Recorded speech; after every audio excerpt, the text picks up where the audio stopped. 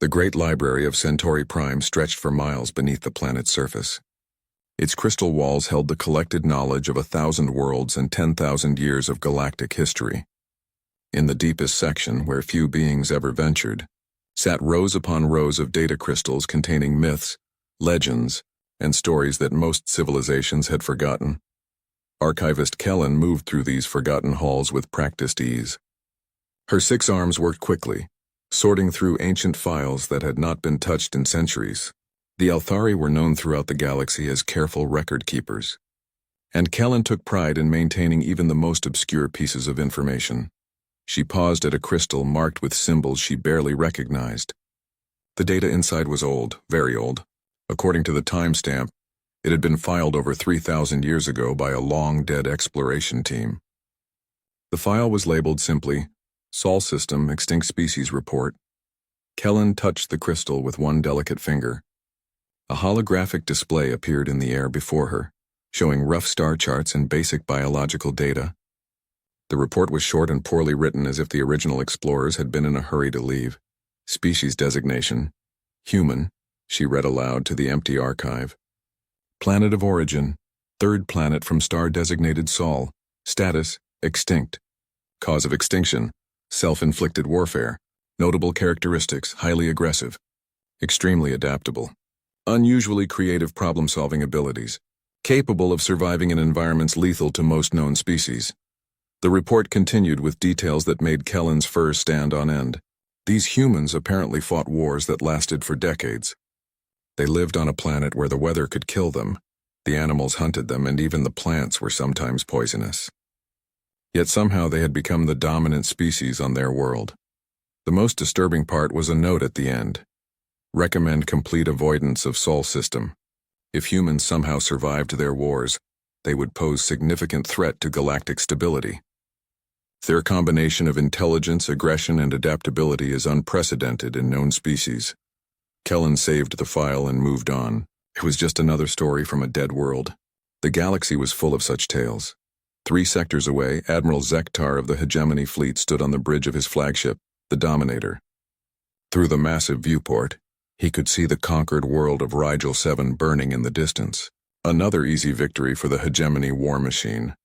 The Hegemony had broken away from the weak Galactic Federation 50 years ago. While the Federation talked about peace and cooperation, the Hegemony believed in strength. They had better weapons, stronger ships, and most importantly, the will to use them. In 5 decades, they had conquered 67 star systems and enslaved dozens of species. Admiral, called Science Officer Vex from his station, we have completed analysis of the Federation archive data we captured from Rigel 7. Zektar did not turn from the viewport. Anything useful?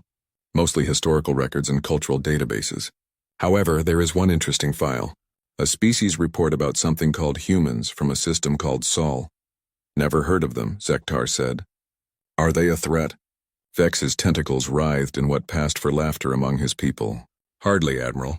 According to this report, they destroyed themselves in primitive wars over 3,000 years ago. The amusing part is that the original explorers seemed terrified of them. Listen to this description. Humans appear capable of fighting even when severely wounded. Observed instances of humans continuing to function with injuries that would incapacitate most species. Recommend extreme caution if contact is ever made. Several bridge officers made sounds of amusement. The idea of primitive beings frightening advanced explorers was ridiculous. Weapons technology? Zektar asked. Chemical explosives and projectile weapons. They had barely achieved faster-than-light travel when they wiped themselves out.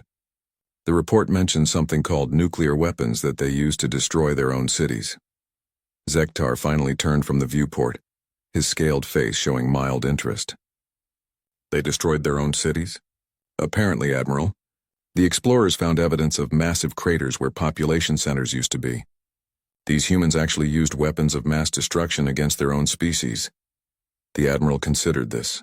Such ruthlessness was impressive in a primitive way. Most species had enough sense to avoid destroying their own homeworld.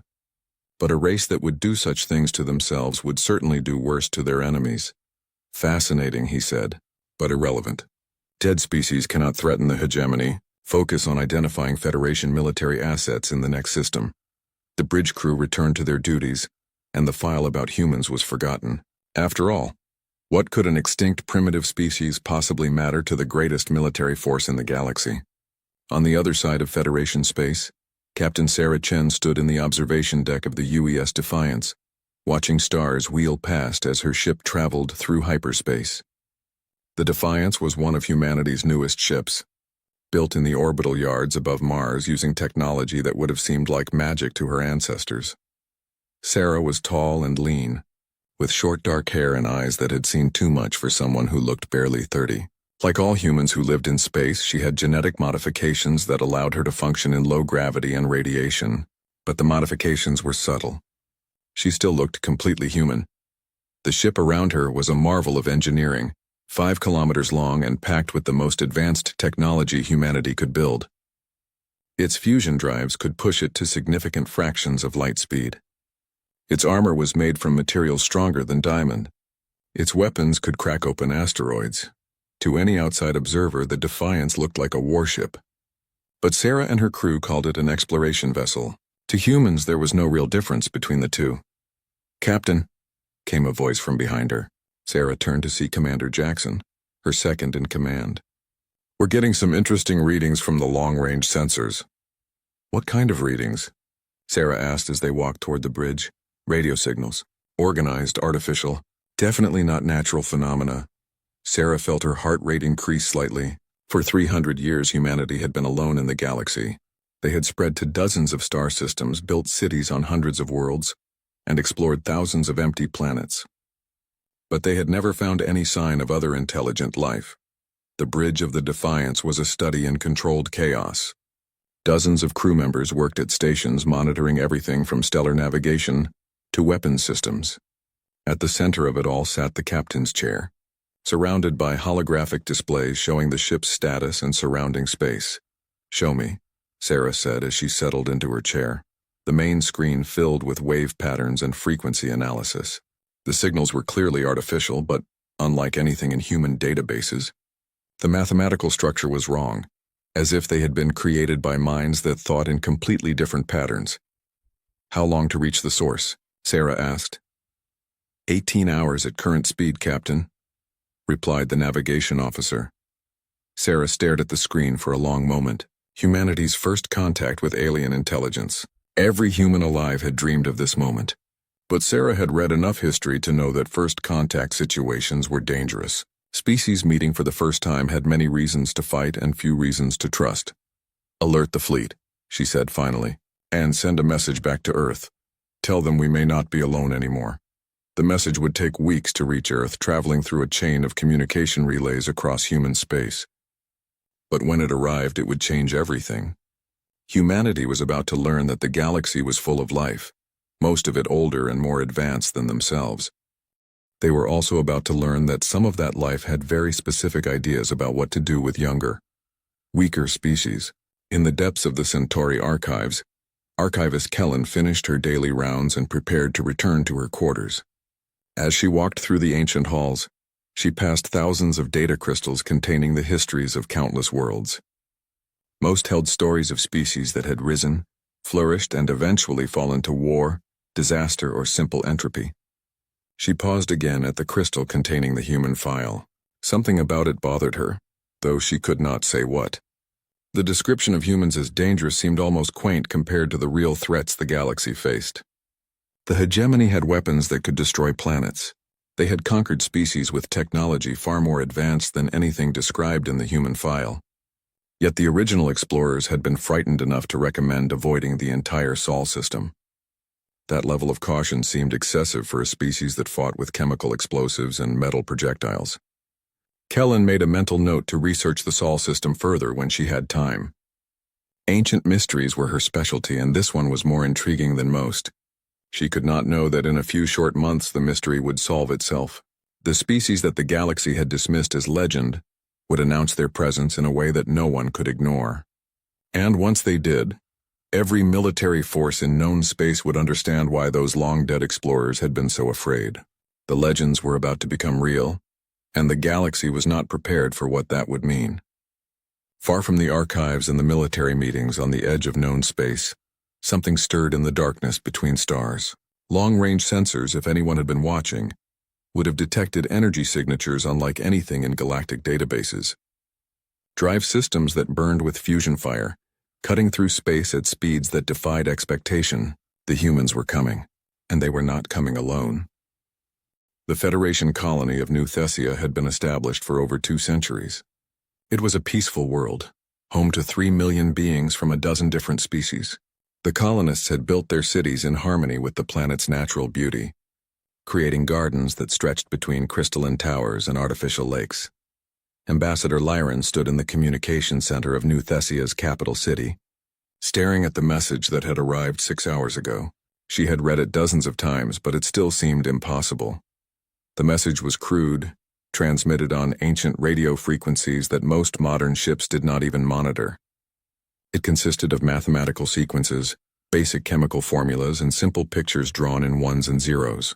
The meaning was clear to anyone who studied it, a request for peaceful contact from an unknown species. But what made the message remarkable was not its content, but its origin.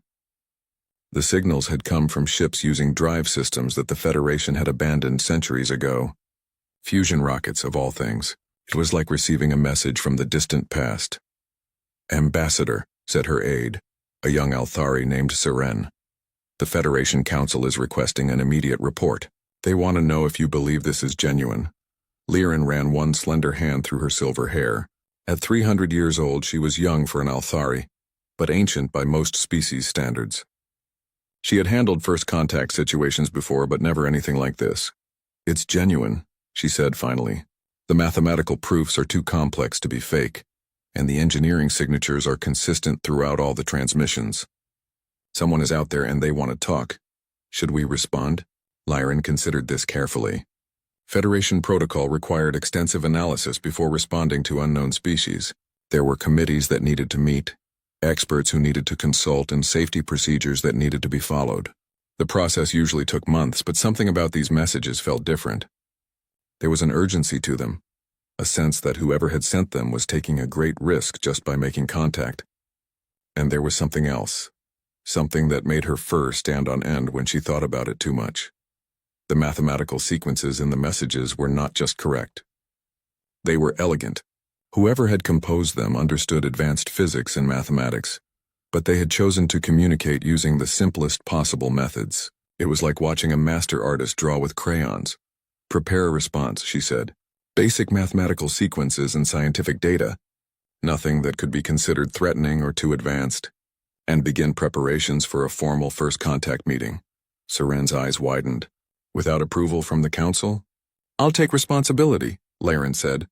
"If I'm wrong, they can remove me from my position. But if I'm right and we delay, we might lose the chance to make peaceful contact with a new species." The response was transmitted 8 hours later. Within 4 hours, they received a reply that made Lyran's decision look prophetic. The unknown ships were requesting permission to enter New Thessia's star system for a formal meeting. They promised to approach slowly with weapons powered down, following whatever protocols the Federation deemed appropriate. More importantly, they had somehow learned enough of the Federation's trade language from their brief exchange to compose their message in broken but understandable galactic standard. The speed of their linguistic analysis was remarkable. 2 days later, Lyran stood on the observation deck of New Thessia's orbital station, waiting for humanity's first formal introduction to galactic civilization. Long-range sensors had detected the approaching ships hours ago, but they were still too distant to see clearly. "Contact in 30 minutes, reported the station's sensor operator. 5 ships moving in formation.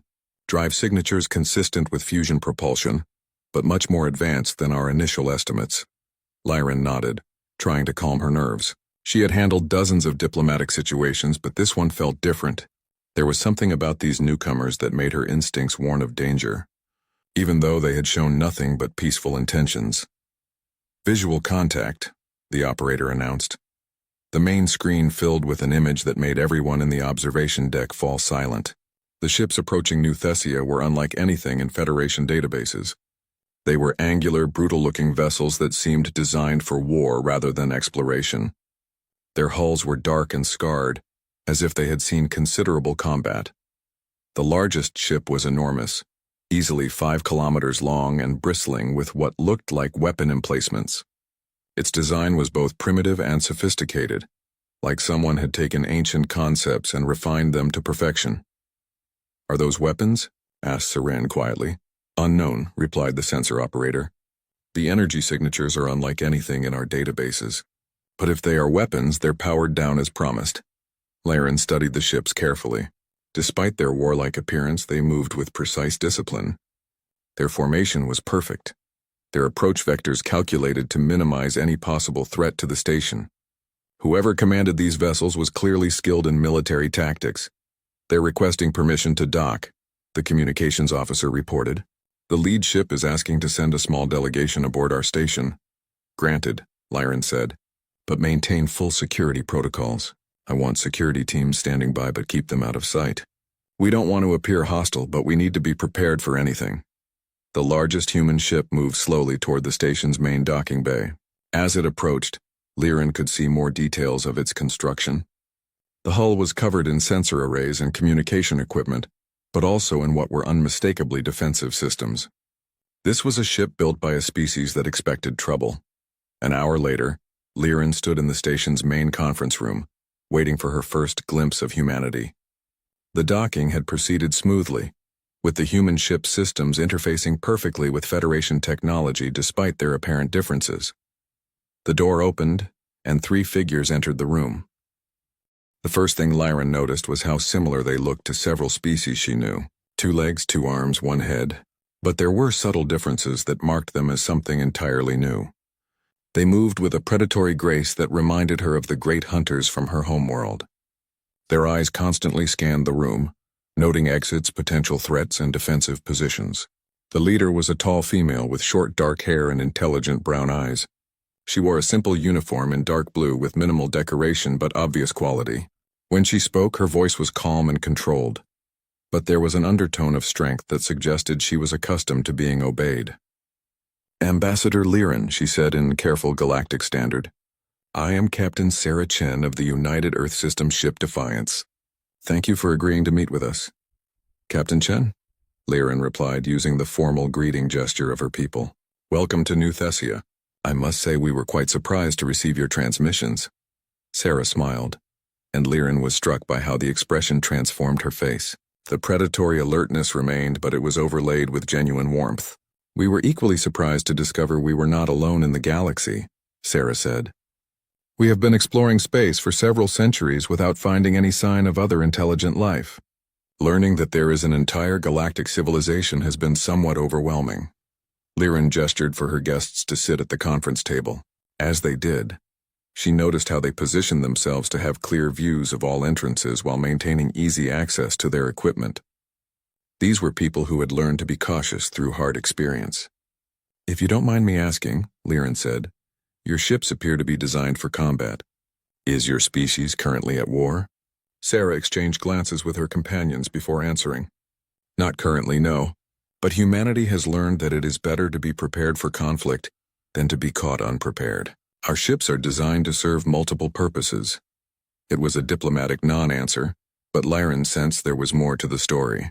The scars on the human ships, the military bearing of their crew, the weapons that were obviously present despite being powered down, all of it suggested a species with considerable experience in warfare. "Perhaps you could tell us about your civilization," Lyran said. "We know very little about your people or your history." Sarah was quiet for a moment, as if deciding how much to reveal. "Humanity originated on a planet called Earth in the Sol system. We achieved spaceflight approximately 400 years ago and began establishing colonies on other worlds about 3 centuries ago. We currently have settlements in 47 star systems, with a total population of approximately 8 billion. The numbers were impressive, but not extraordinary by galactic standards. What caught Lyran's attention was what Sarah had not said. No mention of wars, conflicts, or the reasons why their ships were so heavily armed. "And your technology?" Lyran asked. "Your ships use fusion drives, which most galactic civilizations abandoned long ago in favor of more efficient systems." "We prefer technologies that are reliable and maintainable," Sarah replied. "Fusion drives may be primitive by your standards, but they work consistently across a wide range of conditions. We have found that sophisticated systems can be vulnerable when you need them most. Again, there was an undertone of hard-won experience in her words. Liren was beginning to understand that humanity's technological choices were not based on ignorance, but on bitter lessons learned through conflict. The meeting continued for several hours, with both sides sharing basic information about their civilizations. The humans were clearly intelligent and sophisticated, despite their preference for what seemed like primitive technology. They had developed advanced mathematics, physics, and engineering. Their understanding of biology and medicine was particularly impressive. But throughout the conversation, Liren could not shake the feeling that she was only seeing the surface of humanity. There were depths to these people that they were not revealing, experiences that had shaped them in ways she did not yet understand. It was near the end of the meeting when Captain Chen mentioned something that made Liren's blood run cold. "We have detected considerable military activity in this region of space," Sarah said casually. "Ships with advanced weaponry moving in organized formations. Is there currently a conflict in this area?" "The hegemony," Liren said, and saw the humans' expressions sharpen with interest. "They are a militant faction that broke away from the Federation 50 years ago. They have been conquering systems and enslaving populations throughout this region." "Enslaving?" Sarah's voice was very quiet, but there was something dangerous in it. "Yes. They capture populations from conquered worlds and use them for forced labor. The Federation has been unable to stop them due to their superior military technology." The temperature in the room seemed to drop several degrees. The humans' casual friendliness vanished, replaced by something cold and predatory. Liren realized that she had just revealed something that humanity found deeply offensive. "How many systems have they conquered?" asked one of Sarah's companions, a man with scars on his hands and the bearing of a veteran soldier. 67 confirmed, Liren replied. "Possibly more. They tend to attack outer rim colonies where Federation response is limited."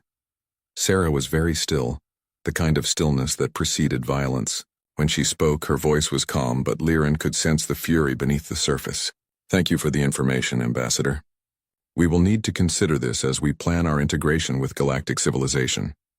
The meeting ended shortly after, with promises of future communication and cooperation. But as Liren watched the humans return to their ship, she could not escape the feeling that she had just made a terrible mistake.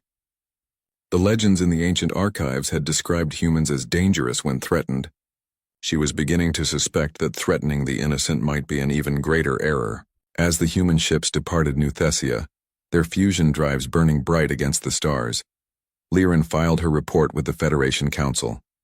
She described the humans as a peaceful but militaristic species, with advanced technology and significant population. She recommended full diplomatic relations and suggested that humanity could be a valuable ally, but in her private log she wrote something very different. "Today I met the species from the ancient legends. They call themselves humans, and they are everything the old stories claimed. They are intelligent, adaptive, and undoubtedly dangerous. But what frightens me most is not what they might do to us, but what they might do to our enemies. I fear we have just introduced the galaxy to something it is not prepared for." She was right to be afraid. The humans had learned about the hegemony, and they were not pleased. Admiral Zektar stood in his private quarters aboard the Dominator, studying intelligence reports from across hegemony space. The conquest of the Rigel system had proceeded ahead of schedule, and his forces were already preparing for the next phase of expansion. Everything was going according to plan. A soft chime indicated an incoming message. Zektar activated his personal communications array and saw the face of Intelligence Director Cross, one of the few beings in the hegemony hierarchy that he genuinely respected. "Admiral," Cross said without preamble, "we have received interesting intelligence from our spies in Federation space. It appears they have made contact with a previously unknown species." "Another primitive culture begging for Federation protection?" Zektar asked, not looking up from his reports. "Perhaps not so primitive. The species calls itself human and claims to control 47 star systems. More importantly, their ships use fusion drives and kinetic weapons." This got Zektar's attention. "Fusion drives? How wonderfully primitive. What is their military strength?" "Unknown, but estimated to be limited. Their technology appears to be several centuries behind current galactic standards. However, there is something unusual about them." Zektar finally looked up. "Unusual how?" Our spies report that their ships, while technologically primitive, are heavily armed and extremely well built. Their crews also display military discipline that suggests significant combat experience. Combat with whom? If they have been isolated, what could they have been fighting? Unknown, Admiral. But intelligence believes they may have been fighting each other. There are references in their communications to something called the War that apparently devastated their homeworld several centuries ago. Zektar considered this. A species that had survived a devastating war might have useful military experience, but they would also be weakened by their losses. And if they were using primitive technology, they would be no match for hegemony weapons. Where are they located? Their nearest colony is a system called New Geneva, approximately 40 light-years from our forward positions. Long-range reconnaissance suggests a population of about 2 million, defended by perhaps a dozen ships. Perfect, Zektar said. We need test subjects for the new quantum disruptor weapons anyway. Order the 3rd Battle Group to New Geneva. Full conquest protocols. I want to see how these humans fight before we decide whether they are worth enslaving or simply eliminating. Yes, Admiral. Should we inform them that this is a test engagement? No. Let them face us at full strength. If they cannot handle a simple battle group, they are not worth our time. 3 days later, Commodore Vash commanded 3 of the hegemony's most advanced dreadnoughts as they dropped out of hyperspace at the edge of the New Geneva system. The ships were marvels of military engineering, each one capable of destroying planets if necessary. Their quantum shields could deflect any known weapon, and their reality-warping guns could tear holes in space itself. Contact, reported the sensor operator. 12 ships in orbit around the 3rd planet. Fusion drives as expected. Energy signatures suggest basic weapons systems. Vash studied the tactical display with satisfaction. The human ships were pathetically small compared to his dreadnoughts. The largest was barely a kilometer long, while his flagship stretched for 5 kilometers. It would be over quickly. Open a channel, he ordered. The main screen filled with the image of a human female in a simple blue uniform. She looked young by most species standards, but her eyes held the kind of steady confidence that came from experience. This is Colonel Martinez, commanding New Geneva Defense Force, she said in accented but clear galactic standard. You have entered human space without permission. State your intentions, Vash was amused. The primitive was trying to sound threatening despite being outnumbered and outgunned by an enormous margin. I am Commodore Vash of the Hegemony 3rd Battle Group, he replied. Your system is now under hegemony control. Surrender immediately and you will be processed for slavery. Resist and you will be destroyed. The human's expression did not change. I see, and if we choose a 3rd option? There is no 3rd option. There is always a 3rd option, Commodore. The channel closed. Vash stared at the blank screen for a moment, then laughed. The arrogance of primitives never ceased to amaze him. Battle stations, he ordered. Quantum shields to maximum. Reality disruptors charged and ready. Let's see how long these humans last. Colonel Elena Martinez stood in the command center of the defense station orbiting New Geneva, surrounded by displays showing the approaching enemy ships. The hegemony vessels were massive and clearly advanced far beyond anything humanity currently possessed. By all reasonable standards, this should be a hopeless battle. But Elena had not survived the siege of Proxima and the Battle of Wolf 359 by accepting reasonable standards. All ships.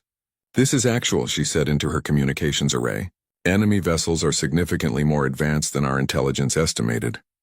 Standard tactics will not be effective. Switch to Omega protocols immediately. Throughout the small human fleet, crews that had been preparing for a conventional space battle suddenly shifted to very different procedures. Weapon systems that had been disguised as sensor arrays came online.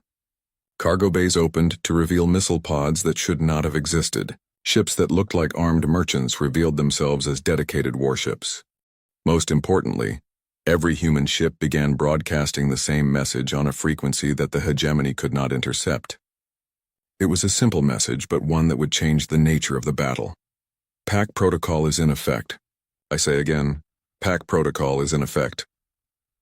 On the bridge of his flagship, Commodore Vash watched in mild interest as the human ships began to spread out.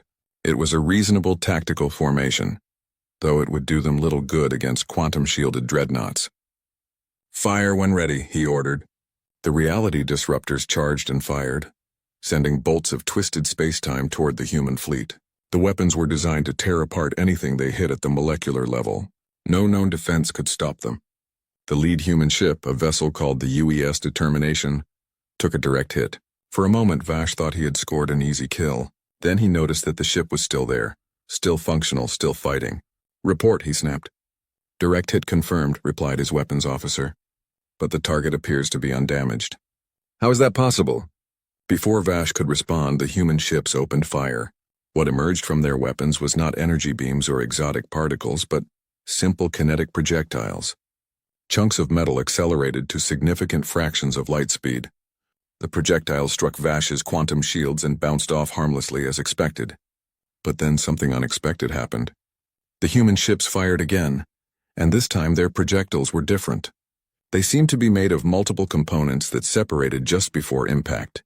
The outer shell of each projectile struck the quantum shields and was deflected, but the inner core continued through, as if the shield was not there at all.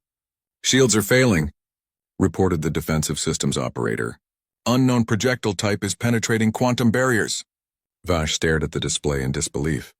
The humans were using some kind of multi-stage kinetic weapon that bypassed his most advanced defenses.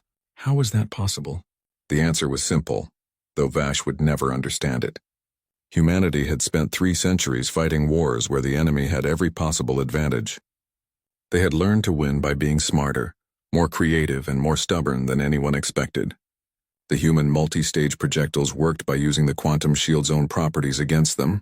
The outer shell carried a quantum signature that the shields recognized as friendly. By the time the shield realized its mistake, the inner core was already through. It was not advanced technology. It was applied cunning, the kind that came from having to fight superior opponents with inferior equipment. As the hegemony shields began to fail, the humans pressed their advantage, but they did not fight the way most species fought. Instead of concentrating fire on single targets, they seemed to be everywhere at once, coordinating their attacks with precision that should have been impossible for such a small force. The reason became clear when Commodore Vash realized what the human ships were doing. They were not just fighting as individual units. They were fighting as a single organism, sharing targeting data and coordinating attacks in real time. When one ship was damaged, the others immediately moved to protect it. When a hegemony ship's weakness was discovered, every human weapon focused on exploiting it. Most disturbing of all, the humans seemed to learn and adapt during the battle itself. Weapons that had been effective at the beginning of the fight became useless as the humans developed countermeasures. Tactical maneuvers that should have caught them off guard were anticipated and countered. "Sir," called the communications officer, "we're receiving multiple distress signals from surrounding systems. Human ships are attacking our bases throughout this sector." Vash felt his blood turn cold. "That's impossible. Intelligence reported only 12 ships in this system." "Confirmed, sir. At least 40 human vessels have been detected attacking hegemony positions across 6 star systems simultaneously." The humans had not just been defending New Geneva. They had been preparing a coordinated strike against every hegemony position within range. While Vash had been planning to test their defenses, they had been planning to destroy his entire sector command. The battle around New Geneva continued for 3 more hours. By the end, 2 of Vash's 3 dreadnoughts were destroyed and his flagship was severely damaged. The human fleet had taken casualties as well, but they had won a victory that should have been impossible. As the surviving hegemony ship limped away from New Geneva, Vash found himself studying the tactical recordings with something approaching fear. The humans had not just defeated his force. They had done it using technology that was centuries behind his own. They had won through superior tactics, better coordination, and a willingness to take risks that bordered on insanity. But what truly frightened him was the realization that this had not been humanity's full strength. The ships at New Geneva had been a colony defense force, not a main battle fleet. If this was what human civilians could do when threatened, what were their actual military forces capable of? On New Geneva, Colonel Martinez stood in her damaged command center, receiving reports from across human space. The coordinated strikes had been more successful than anyone had dared hope. 12 hegemony bases had been destroyed or severely damaged, and their forces in this entire sector had been thrown into chaos. But she knew this was only the beginning. The hegemony would not ignore such a humiliation. They would return in greater force with better understanding of human capabilities. That was fine.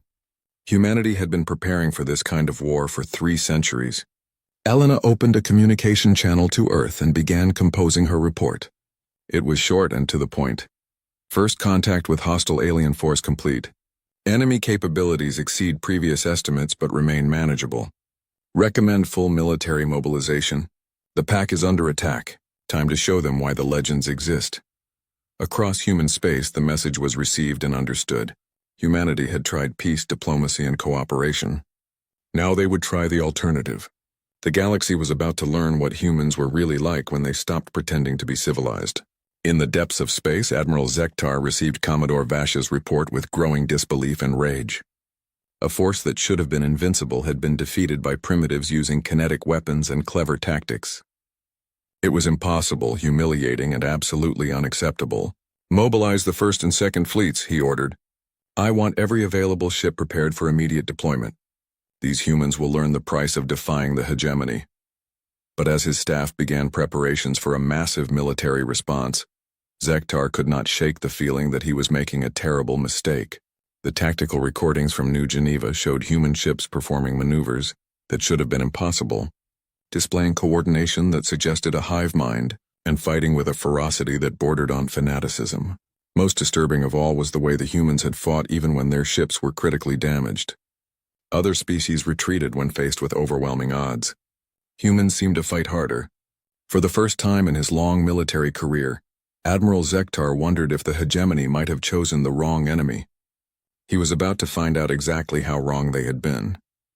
Captain Sarah Chen stood before the emergency assembly of the Federation Council on Centauri Prime, her dress uniform bearing the insignia of the United Earth Systems. Around her sat representatives from dozens of species, all of them watching her with expressions ranging from curiosity to concern. The news of humanity's conflict with the hegemony had spread quickly through diplomatic channels. What had begun as first contact between 2 civilizations had escalated into open warfare in less than a month. The Federation leadership was desperate to understand what they were dealing with. Captain Chen, said Council Speaker Varrock, an ancient being whose species had been part of the Federation for over a millennium. We have received disturbing reports about the conflict between your people and the hegemony. Can you explain what happened at New Geneva? Sarah's expression was calm, but there was something cold in her eyes that made several council members shift uncomfortably in their seats. The hegemony attacked one of our colonies without provocation, she said simply. They demanded our surrender and threatened to enslave our population. We declined their offer. According to hegemony communications, they lost 2 dreadnoughts in that engagement. Varrock continued. Their ships are among the most advanced in known space. How did a small colonial defense force achieve such a victory? Sarah was quiet for a moment, as if considering how much to reveal. The hegemony ships were advanced, but they relied too heavily on their technology. Their crews were not prepared for unconventional tactics. And the simultaneous attacks on hegemony bases throughout the sector?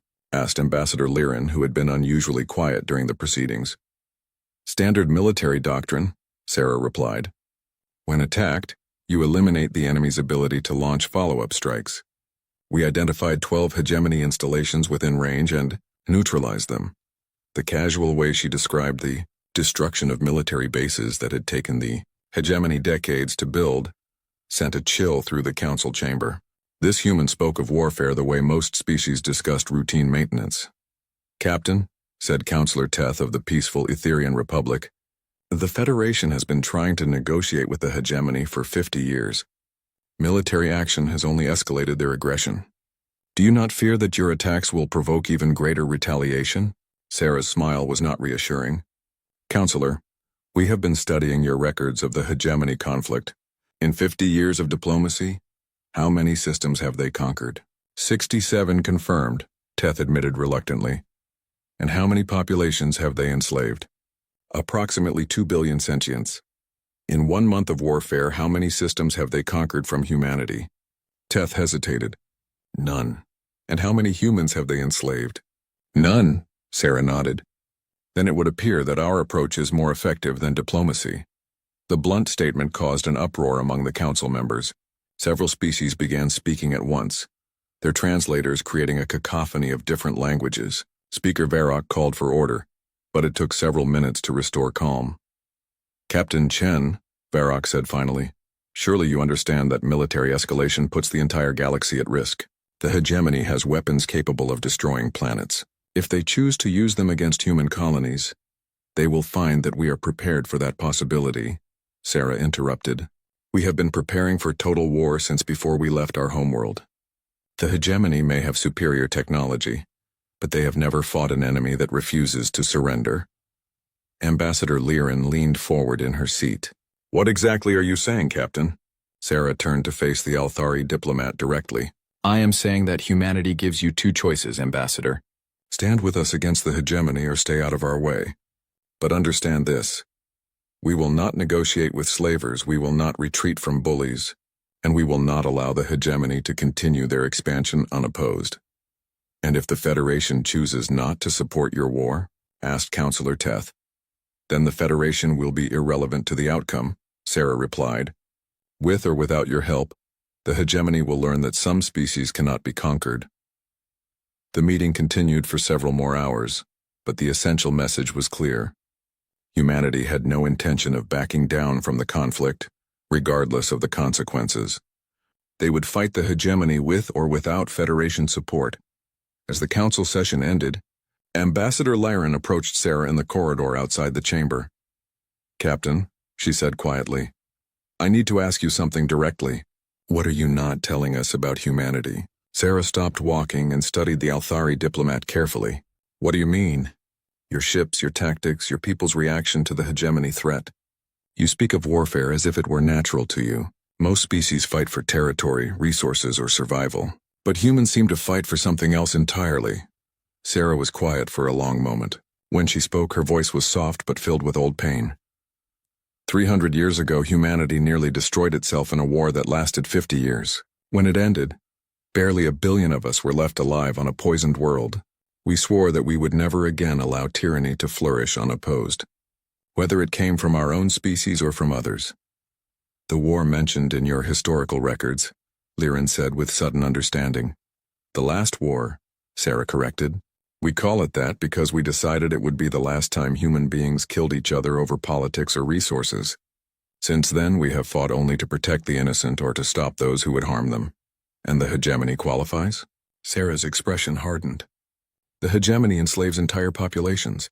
They destroy worlds that resist them. They represent everything we swore to stand against. They have made themselves our enemy through their actions, not ours." Liren felt a chill run through her fur. "How many humans are there, Captain? Your true population, not the number you gave the Council." 8 billion, Sarah said, "spread across 47 star systems with more colonies being established every year. And how many of them are soldiers?" Sarah's smile was grim. "Ambassador, every human is a soldier when the pack is threatened. We learned that lesson during the last war. The hegemony thinks they are fighting a colonial defense force. They have no idea what they have awakened.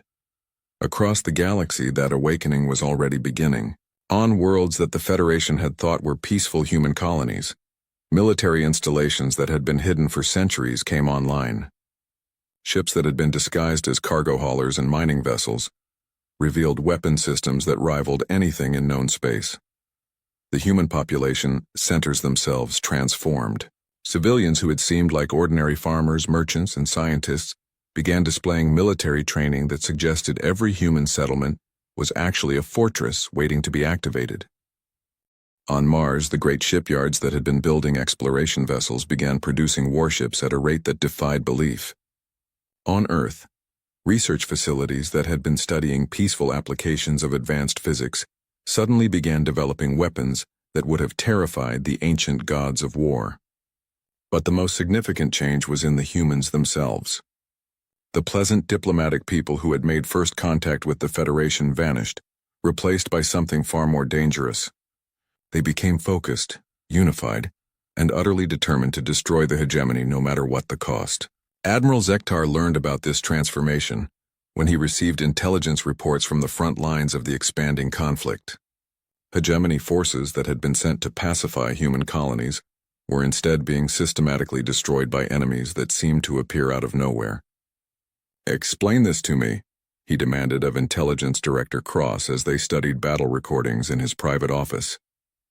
How are humans destroying our forces faster than we can replace them? They appear to have been preparing for this conflict for some time, Cross replied. Every human colony we have attacked has been defended by forces far exceeding our intelligence estimates. More importantly, they seem to be coordinating their efforts across vast distances. Coordination how? Unknown. Our communication specialists believe they are using some form of quantum entanglement network that allows instantaneous communication between human forces anywhere in the galaxy.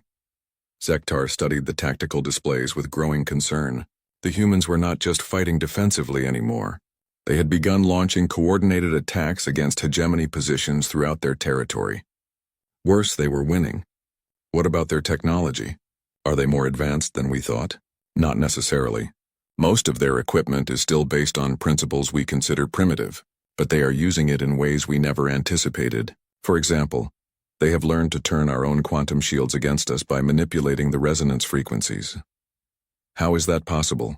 We believe they are conducting real-time analysis of our defensive systems during combat and developing countermeasures on the spot. Their learning curve is unprecedented. Zektar felt something he had not experienced in decades: fear. The humans were not just another primitive species to be conquered. They were something far more dangerous, a military force that adapted and improved with every battle. What are our total losses so far? He asked. 47 ships destroyed, 38 severely damaged. 16 military installations destroyed or abandoned. Estimated 70,000 casualties. And human losses? Cross hesitated. Intelligence suggests approximately 12 ships destroyed and perhaps 30,000 casualties. But Admiral, there is something else. What? The humans appear to be getting stronger.